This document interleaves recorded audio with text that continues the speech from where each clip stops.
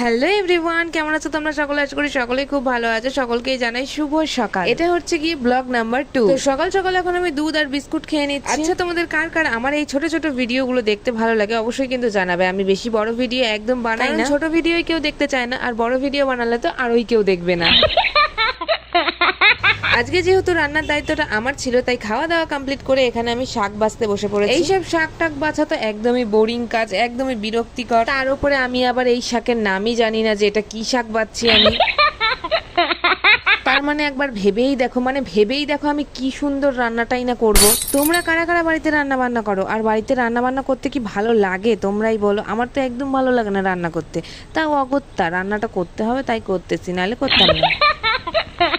শাকটা বাছতে বাছতে আমি আবার মাঝখানে উঠে গিয়েছিলাম জল বসানোর জন্য। এসে দেখলাম এখানে জলটা গরম হয়ে গেছে, তাই চালটা ধুয়ে হাঁড়িতে দিয়ে দিলাম। এক হাতে কি আর কাজ করা যায় বলো, তাই ক্যামেরাটা বন্ধ করে ঝটপট করে চাল কটা দিয়ে নিলাম। আর তারপরে শাক কটাকে ধুয়ে বেশ সুন্দর করে একটু কুচিয়ে নিচ্ছিলাম। আমি কুচাতে পারি না, তাও একটু ট্রাই করছিলাম। আমি খুব ভালো একটা রান্না বান্না পারি না, তাও মা যখন কাজে চলে যায় তখন তো সব দায়িত্ব আমার ঘাড়ের উপরে ফেলে দিয়ে চলে যায়, তাই এখন টুকটুক করে করতে করতে মোটামুটি পারি। শাক কাটতে কাটতে এদিকে আমার ভাতটাও হয়ে গেছিল, তাই ওটাকে উবুর দিয়ে আমি এখন শাকটাকে বসিয়ে দিয়েছি। শাকটাকে এখন আমি ভাপিয়ে নেব কিছুক্ষণের জন্য। নুন আর কাঁচা লঙ্কা চিড়ে দিয়েছিলাম এর মধ্যে, আর খানিকটা হলুদও দিয়ে দিয়েছিলাম। যেভাবে যেভাবে আমার মা আমাকে বলে দিয়ে গেছিল আমি সেভাবেই করছিলাম। আমি জানি না কি করে করতে হয়, আমি জানি যে ভাপিয়ে নিতে হয়, এবার সব শাক তো আর ভাপাতে হয় না। তারপরে আমি এখানে শাকটাকে উঠিয়ে নিয়েছিলাম, আর তারপরে এখানে রসুন সম্বার দিয়ে নিয়েছি। যাই হোক, এটা তো আর রান্নার চ্যানেল না বলো, তাই জন্য আমি অত পারফেক্ট ভাবে সবকিছু একদমই দেখাতে পারছি না, কিছু কিছু কেটে কেটে দেখা। এটা হচ্ছে গিয়ে আমি প্রতিদিন যা যা করি সেটাই তোমাদের সঙ্গে শেয়ার করব। আজকে যেহেতু রান্না বান্না করছিলাম, তাই রান্না বান্নার দিকটাই আজকে তোমাদের সঙ্গে আমি শেয়ার করছি। শাকটা হয়ে যাওয়ার পর আমি এখানে শাক আর আলু সিদ্ধ দিয়ে কয়েকটা ভাত খেয়ে নিচ্ছি, মানে কয়েকটা না, মানে কটা ভাত খেয়ে নিচ্ছি। শাকটা কিন্তু বেশ ভালো হয়েছিল, খারাপ হয়নি। আর আলু সিদ্ধটা আমার মা মেখেছিল। খাওয়া দাওয়া কমপ্লিট করতে না করতে